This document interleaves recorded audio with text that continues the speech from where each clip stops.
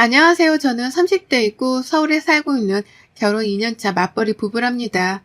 제 본가는 부산인데 제가 취업을 하면서 홀로 서울살이를 20대부터 쭉 했거든요. 세월이 그렇게 지나다 보니까 절대 고쳐지지 않을 것 같던 사투리도 고쳐지고 낯설기만 하던 서울이 편해진 거 있죠?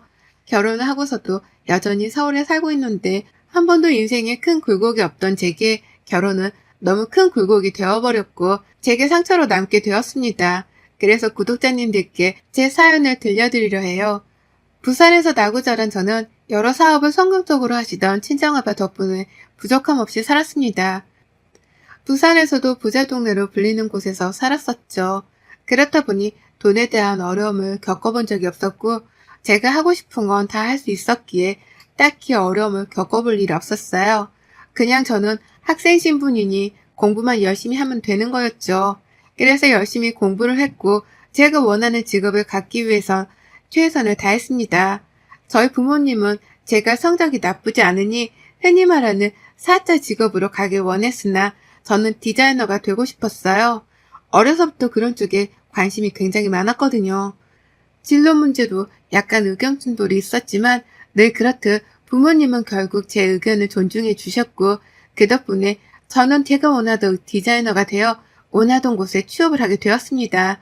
대학 입학과 동시에 20살에 바로 서울 상경을 했지만 할 줄 아는 게 없다 보니까 처음에는 그렇게 힘들고 서러웠어요. 제 손으로 음식 한 번을 해먹어 본 적이 없어서 라면 물도 제대로 못 맞추는 제 자신이 너무 한심하게 느껴졌습니다. 그런데 제가 또 하면 하거든요. 어차피 오랜 세월 이렇게 혼자 살아야 하는데 언제까지 징징거리면서 친정엄마만 그리워할 수 없다는 생각이 들어서 전 한식을 배우러 다녔고 자격증까지 따게 되었습니다. 그러다 보니 어지간한 음식들은 집에서 쉽게 해먹을 수 있었고 제가 잘 모르는 음식이 있을 때 검색을 해서 레시피를 보면 아, 이거구나 하고 감을 잡을 수 있었어요. 이런 저를 보고 저희 부모님께서는 대단하다고 하셨죠.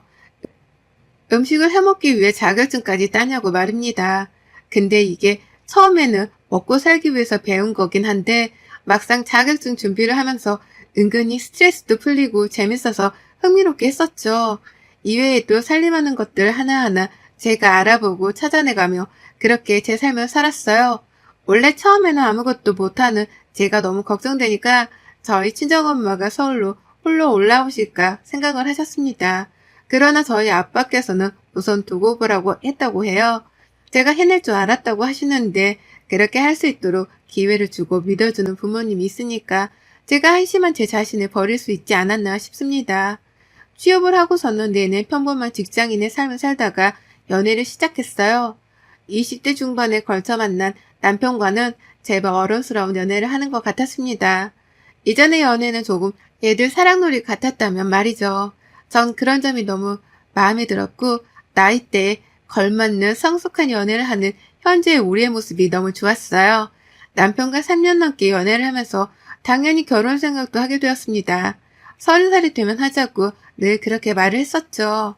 30살이 다가올 때쯤 이제 서로의 경제적인 부분에 대해서도 공유를 해야겠다 싶어서 제가 남편에게 진지하게 물어봤습니다. 현재 모은 돈은 어느 정도 있고 집에 들어가는 돈이 있는 건지 독립을 완벽히 한 건지와 빚은 없는 건지 등등에 대해서 물어봤어요. 오늘은 우리 미래를 위해 아주 진지하게 얘기를 해보실까요? 우리가 30살쯤 결혼하기로 했고 그 나이가 다가오고 있으니까 이제 서로 경제적인 부분에 대해서 공유해야 한다고 생각하거든. 그래서 현재까지 모은 돈이나 빚이 있는지 없는지도 공유하고 집에 따로 돈이 들어가는 건지 아니면 완벽하게 독립을 한 건지 이런 것들을 서로 공유했으면 좋겠어. 아, 그치. 당연히 공유해야지.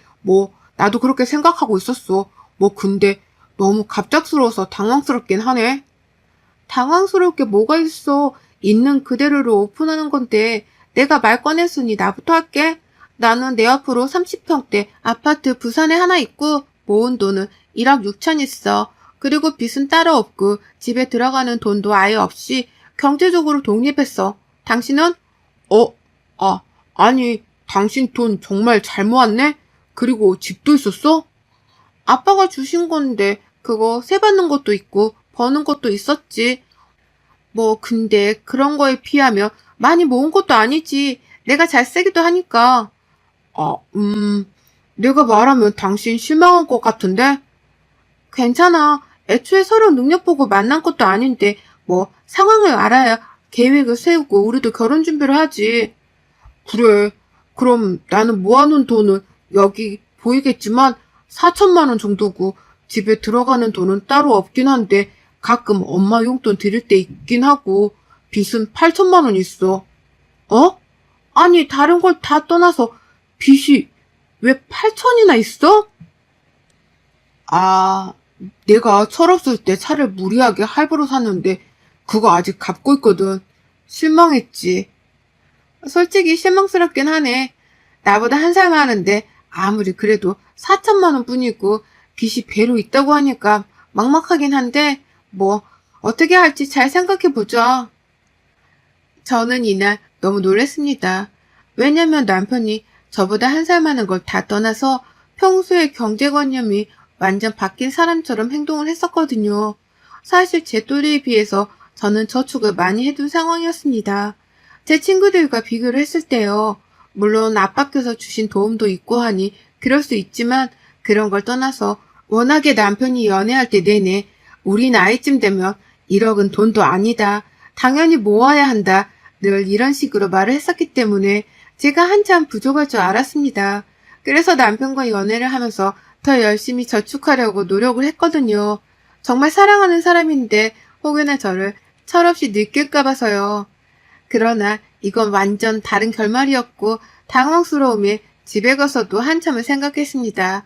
빚이 8천이면 솔직히 지금 모은 돈이 4천이라고 해도 결국 마이너스 4천만 원이라는 소리인데 이 상황에 결혼을 어떻게 하려고 했을까 싶었어요.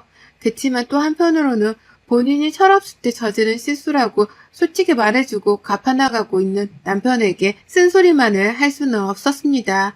결국 저는 복잡한 여러 생각을 하고 남편과 대화를 했어요.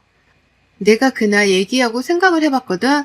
다 빼고 우선 빚 있는 것부터 빨리 떨궈내. 그럼 오빠는 돈 한 푼 없이 빚 4천만 원이 남는 거야. 그치? 오빠는 빚이 절반으로라도 떨궈져야 부담이 덜하니까 우선 그렇게 하고 결혼 비용이나 이런 걸 최소한으로 준비를 해보자. 그리고 당장 급한 거 아니니 천천히 준비하는 걸로 하고 집은 내가 알아서 할게. 미안해. 내가 너무 능력이 없어서 정말 미안해. 오빠가 능력이 없어서 미안한 게 아니라 난 솔직히 제일 실망한 건 내내 나한테 경제관념 어쩌고 막 그랬으면서 실상은 이랬다는 게 뭔가 날 속인 것 같아서 그게 싫고 그 모습이 실망이었어.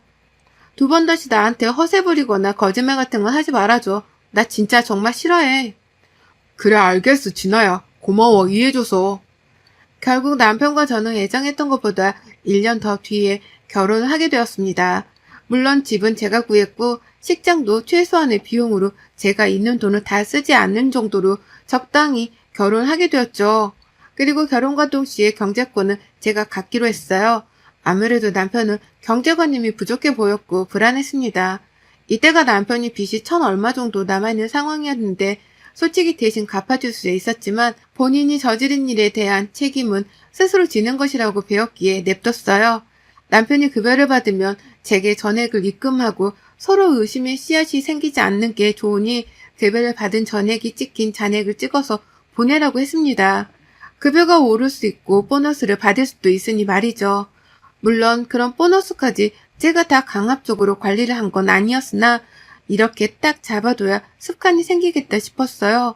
남편 역시 불만 없이 따라줬고 그렇게 해준 만큼 저 역시 출처를 10원 하나까지 분명하게 밝혔습니다.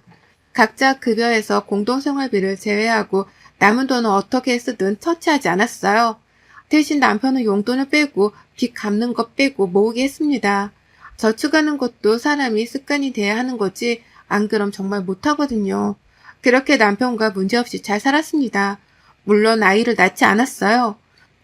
남편을 정말 사랑했고 이 사람이다 싶어서 결혼한 건 사실이었으나 막상 결혼을 해서 보니 시무가 걸리기도 했고 남편의 모습을 조금 더 지켜보고 싶었습니다. 애 딸린 이혼녀가 될 바에는 그냥 이혼녀가 되고 싶었거든요. 만약에 상황이 생긴다면 말이죠.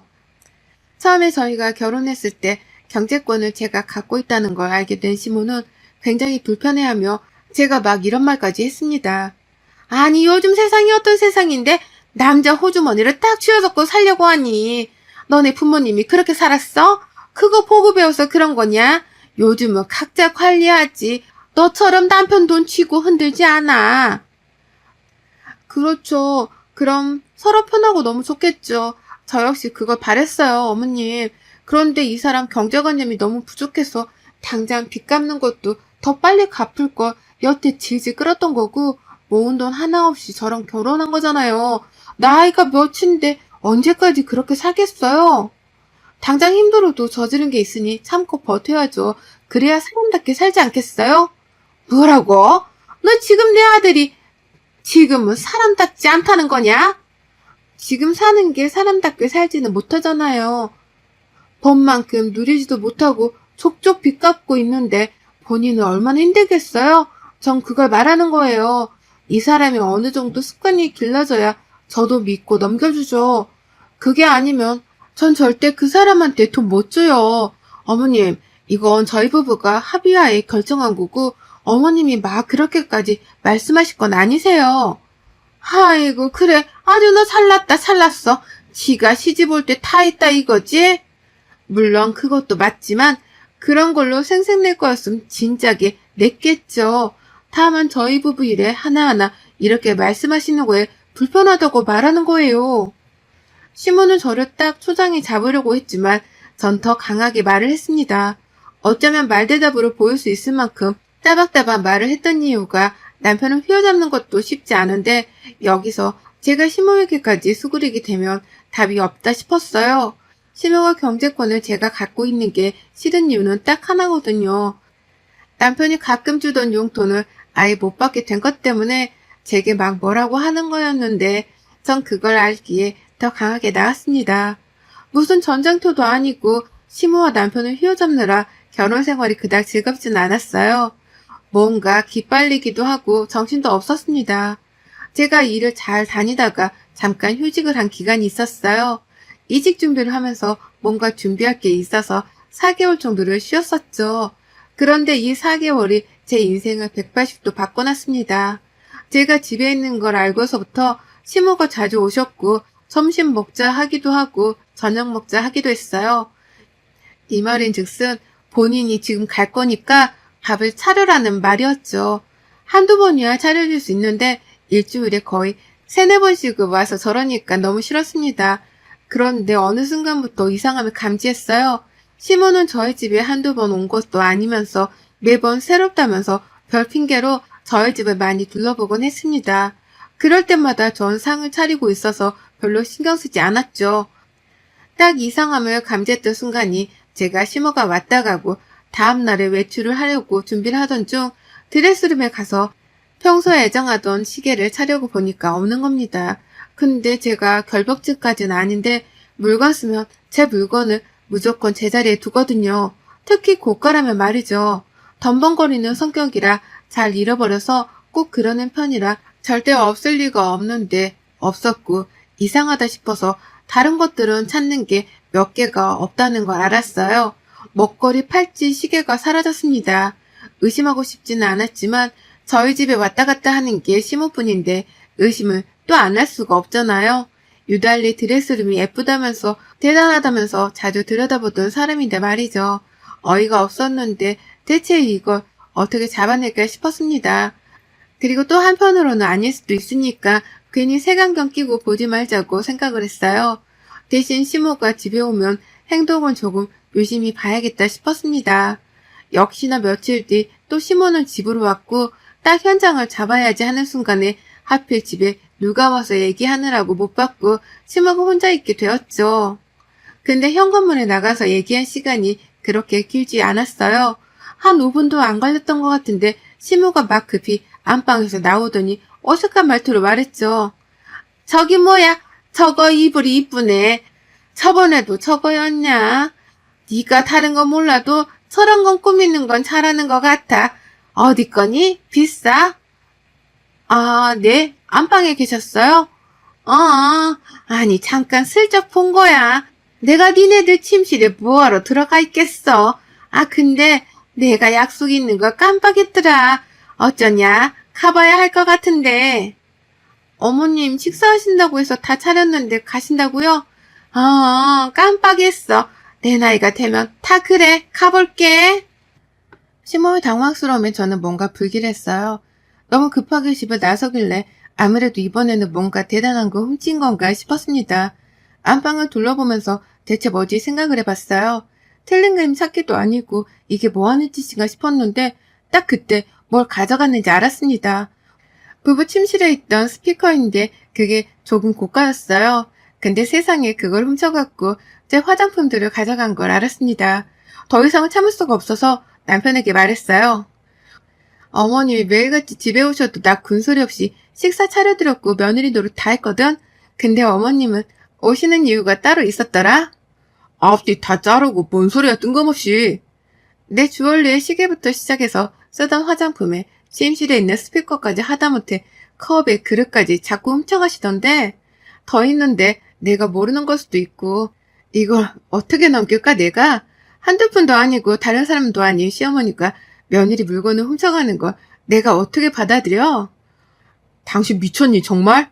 내가 진짜 다 그래 해주니까 만만해? 내 엄마를 지금 도둑 취급하는 거냐? 그래 너 정말 잘났고 부잣집 딸내미 호강은커녕 개고생만 시켜서 내가 아주 미안해 죽겠는데 엄마는 건들지 마. 진아야 선 좀 넘지 말라고. 막말로 너 증거 있어? 너 이 말에 책임질 수 있냐고. 발끈할 게 아니라 팩트체크를 해봐. 당신이 양심이라는 게 살아있다면 본인 입으로 실토하겠지. 그리고 이런 일에 엮이고 싶지도 않으니까 좋게 말해서 다 돌려놓으시라고 해. 내가 참을 수 있는 건 딱 여기까지야. 전 이날 남편과 대판 싸웠습니다. 물론 남편 입장에서는 믿고 싶지 않겠죠. 본인 엄마가 도둑질을 했다는 사실을요. 그러나 팩트인 걸 어쩌겠어요.